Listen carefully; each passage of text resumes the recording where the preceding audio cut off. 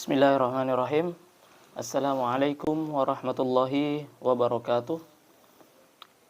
Alhamdulillah wassalatu wassalamu ala Rasulillah wa ala alihi wa ashabihi wa mawalah. Wala haula wala quwata illa billah. Amma ba'd. Sahabat-sahabat Ruqa TV, alhamdulillah kita memuji Allah Subhanahu wa taala, kita bersyukur kepada Allah. Kita masih diberikan nikmat oleh Allah dan masih diberikan kekuatan untuk senantiasa menjalankan ibadah-ibadah kepada Allah Subhanahu wa taala di bulan Ramadan ini, dan kita sudah masuk di hari yang ke-10 di bulan Ramadan. Kita berjumpa kembali di KPR, kajian pagi Ramadan. Teman-teman sekalian,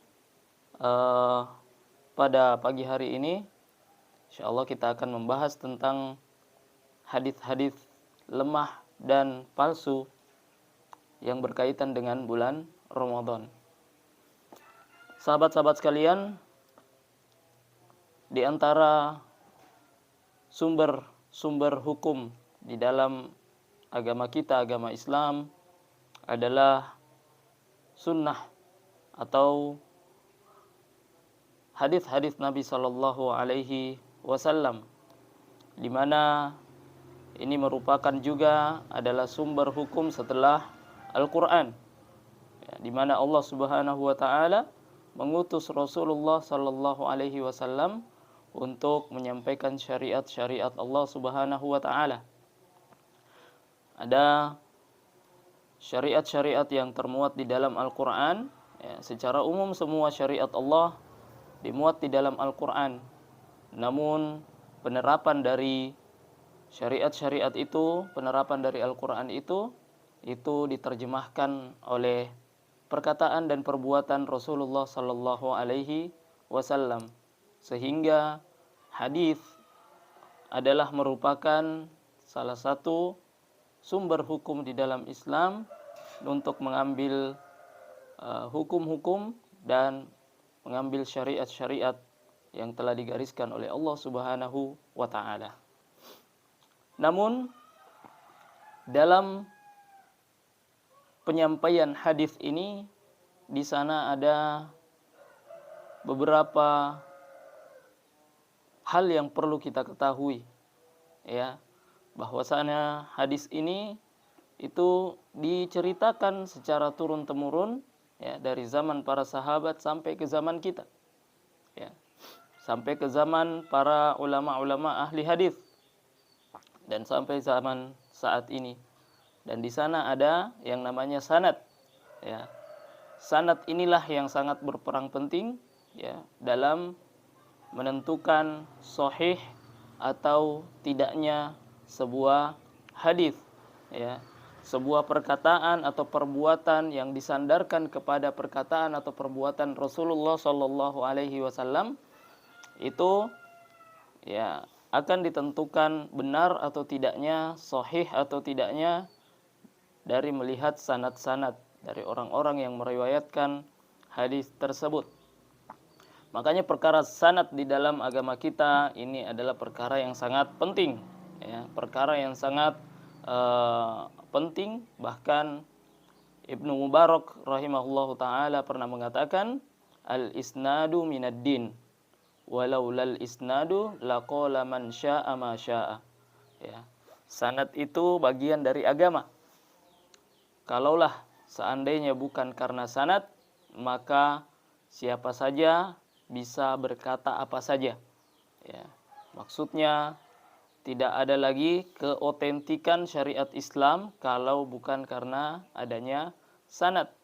Karena siapa saja bisa mengarang-arang dan siapa saja bisa mengatakan apa saja yang ingin dia katakan.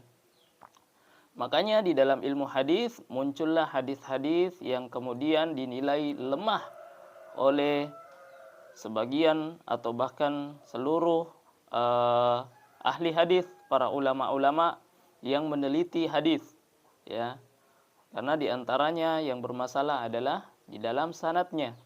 Di dalam sanadnya mungkin ada orang-orang yang tidak terpercaya, ada orang-orang yang lemah hafalannya, atau mungkin ada orang-orang yang dikenal sebagai seorang yang suka berdusta, ya, dan lain-lain.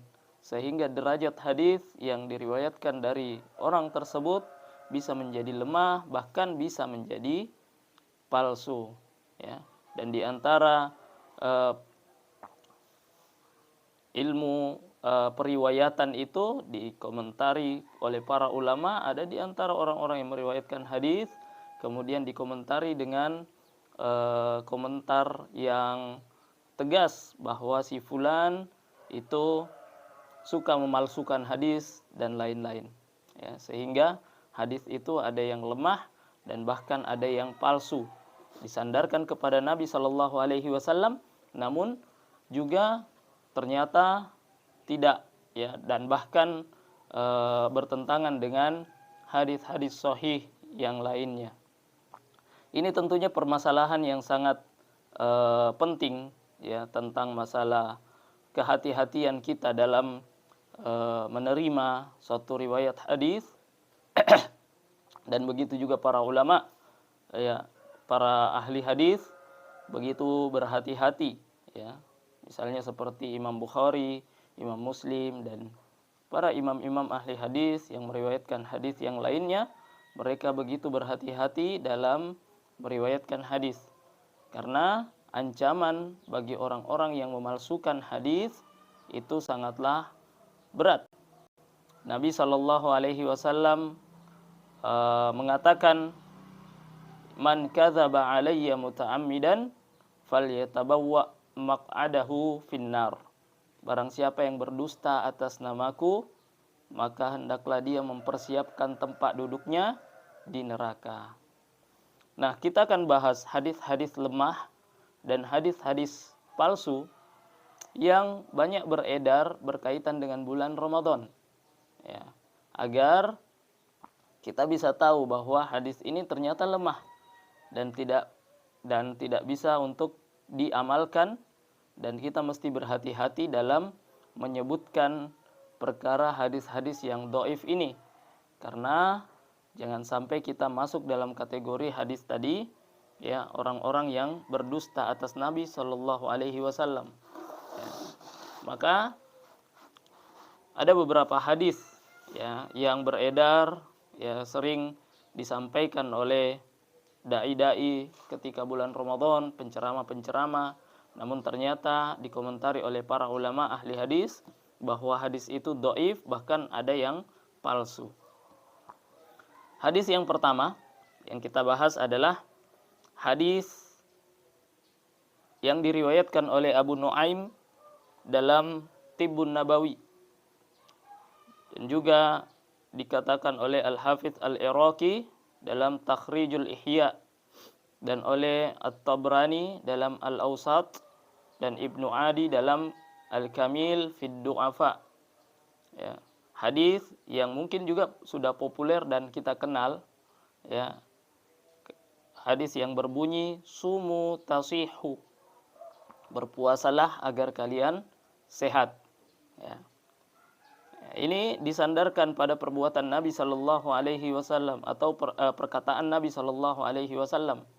Ya, sering kali kita temukan, ya, penceramah-penceramah atau dai-dai yang menyampaikan Nabi bersabda sumu tasihu, ya, berpuasalah agar kalian sehat. Ternyata derajat hadis ini adalah dhaif, ya. Hadis ini adalah hadis dhaif atau lemah, sebagaimana disebutkan oleh Al-Iraqi dalam Takhrijul Ihya, ya, dan juga disebutkan oleh Syekh Al-Albani dalam Silsilah Ad-Dha'ifah. Bahkan, ya, As-Saghani mengatakan hadis ini maudhu', ya, hadis ini palsu, ya, di dalam Al-Mawdu'at As-Saghani, ya.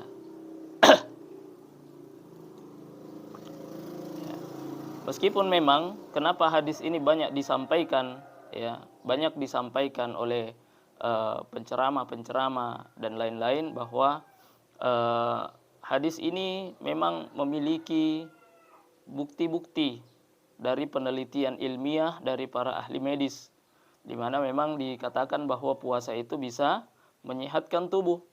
Ya. Nah, secara makna hadis ini ya maknanya benar ya, bahwa memang berpuasa itu menyehatkan ya.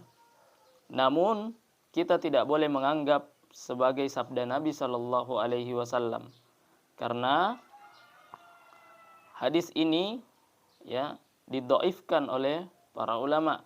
Tidak bisa dipastikan benarkah Nabi mengatakan hadis ini ataukah tidak ya. Tidak ada bukti yang sahih bahwa Nabi pernah mengatakan perkataan tersebut. Maka perkataan itu tidak boleh disandarkan pada perkataan Nabi Shallallahu alaihi wasallam, meskipun memang secara ilmiah terbukti benar. Ya, wallahu taala a'lam. Maka sebaiknya hadis ini tidak disampaikan lagi ya, karena derajatnya yang lemah. Bahkan sebagian ulama ada yang mengatakan bahwa hadis ini palsu ya. Lebih baik kita menyampaikan hadis yang sahih ya, yang berkaitan dengan faidah-faidah puasa yang lainnya ya. Faidah-faidah puasa dalam hadis-hadis yang sahih itu sangat banyak ya, dibandingkan kita mengatakan perkataan yang dikhawatirkan ternyata bukan perkataan Nabi. Kita bisa terjatuh dalam kategori orang-orang yang berdusta atas nama Nabi Shallallahu alaihi wasallam. Kemudian hadis yang kedua yang juga banyak sering disebutkan ketika bulan Ramadan ya, adalah hadis yang diriwayatkan oleh Al-Baihaqi dalam Syu'abul Iman ya, di mana disebutkan naumus shaimi ibadatun wa sumtuhu tasbihun wa du'auhu mustajabun wa amaluhu mudha'afun ya. Tidurnya orang berpuasa adalah ibadah, diamnya adalah tasbih, doanya dikabulkan dan amalannya pun akan dilipat gandakan pahalanya ya. Dikatakan oleh Al-Hafiz Al-Iraqi dalam Takhrijul Ihya, hadis ini dhaif, hadis ini lemah ya. Syekh Albani juga mendhaifkan hadis ini dalam silsilah ad-dhaifah. Dan juga ada riwayat yang lain juga ya dengan nada yang sama, yaitu diriwayatkan oleh Tammam. Hadis ini juga dhaif, di mana disebutkan as-shaimu fi ibadati wa in kana raqida ala farashihi ya. Orang yang berpuasa itu senantiasa berada di dalam ibadah meskipun sedang tidur di atas tempat tidurnya ya. Jadi orang berpuasa senantiasa berada dalam ibadah meskipun sedang tidur di atas tempat tidurnya. Ya, ini juga dhaif ya. Dan yang benar adalah tidur adalah perkara yang mubah ya. Bukan termasuk dalam ibadah ya. Bukan termasuk dalam perkara ibadah. Maka bagaimana perkara mubah yang lain dapat bernilai ibadah ya. Perkara yang mubah bisa bernilai ibadah jika diniatkan sebagai sarana untuk menunjang ibadah. Namun jika tidak diniatkan seperti itu, hanya sebagai rutinitas, maka dia juga tidak bernilai ibadah. Ya, maka seperti tidur, ya dia bukanlah ya masuk dalam perkara ibadah, dia adalah perkara yang mubah. Namun jika seseorang meniatkan bahwa tidurnya itu untuk menunjang ibadahnya, misalnya ada seseorang yang tidur lebih awal di malam hari karena dia ingin meniatkan untuk bangun sholat malam di sepertiga malam yang terakhir, maka bisa saja tidurnya itu bernilai ibadah karena dia niatkan untuk menunjang ibadah yang lainnya. Namun jika tidak seperti itu, apalagi tidur yang kebanyakan kaum muslimin atau orang-orang lakukan di bulan Ramadan, di mana tidurnya karena untuk menahan lapar atau bahkan mungkin meninggalkan ibadah-ibadah yang lainnya, maka tentu ini tidak bisa dikatakan bernilai ibadah. Meskipun memang melipat gandakan amalan-amalan ibadah, pahala dari ibadah-ibadah di dalamnya, ya. Maka hadis ini yang mengatakan tidurnya orang yang berpuasa adalah ibadah, kemudian diamnya adalah tasbih, kemudian doanya dikabulkan dan amalannya dilipat gandakan. Ini hadisnya dhaif, meskipun di dalamnya ada yang benar, seperti doanya dikabulkan. Ya, doa orang yang berpuasa itu tidak tertolak oleh Allah Subhanahu wa taala, dan juga amalan-amalannya juga dilipat gandakan pahalanya oleh Allah Subhanahu wa taala. Ya. Dan jangan sampai ini menjadi di bulan puasa, ya. Nah, bahkan memang kenyataannya juga ada yang seperti itu, ya. Ya, jadi kerjaannya tidur saja, ya. Setelah subuh dia tidur, kemudian sampai menjelang zuhur, habis sholat zuhur tidur lagi, dan seterusnya. Dengar, wallahu taala a'lam. Kemudian hadis yang selanjutnya yang juga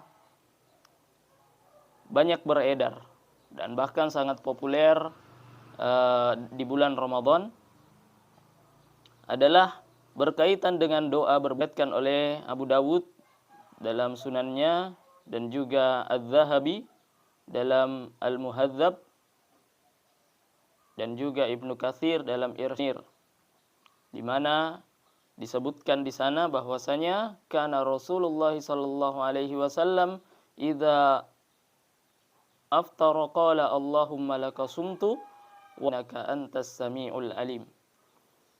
Biasanya Rasulullah sallallahu alaihi wasallam ketika berbuka membaca doa Allahumma laka sumtu wa ala rizqika aftartu fataqabbal. Ibnu Hajar Al-Asqalani rahimahullahu taala mengatakan hadis ini gharib, ya. Gharib itu maksudnya tidak dikenal, ya, asing, ya. Tidak dikenal oleh para ulama-ulama hadis, ya. Asing. Dan Syaukani dalam Nailul Autar, juga oleh Syekh Albani rahimahullahu taala dalam Dhaif Al-Jami' dan doa dengan lafaz yang semisal, ya, yang menyebutkan bahwa Nabi membaca doa Allahumma laka sumtu wa bika amantu wa ala rizqika aftartu bi rahmatika ya arhamar rahimin. Ya. Jika berbuka puasa di bulan Ramadan ini, ternyata hadis ini tidak terdapat di dalam kitab-kitab hadis manapun, ya. Atau dengan kata lain, hadis yang menyebutkan doa ini, ya. Allahumma laka sumtu wa bika himin. Doa ini tidak terdapat dalam kitab hadis manapun.